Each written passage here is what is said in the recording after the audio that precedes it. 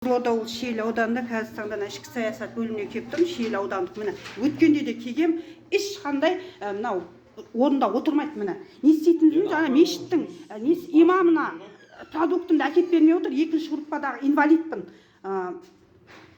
Мынау жаңағы жан жақта жүре беретін болса, кім мына Шиелінің тұрғындарына көмек береді?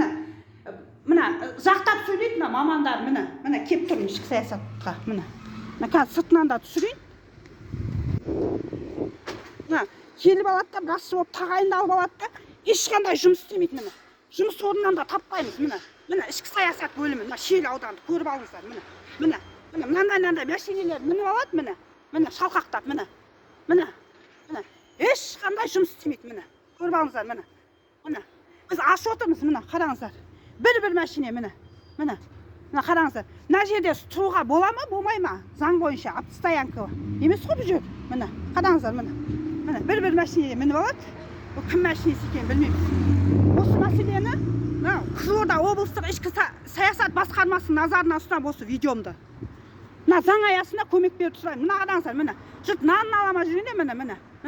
Қымбат киыл дей ма міне. Мынандай мәшине мініп алады міне. Қараңыздар. Осы мәселені заң аясында шешіп беріп сұраймын. Қызылорда облыстық ішкі саясат басқармасының назарына ұсынамын осы видеомды.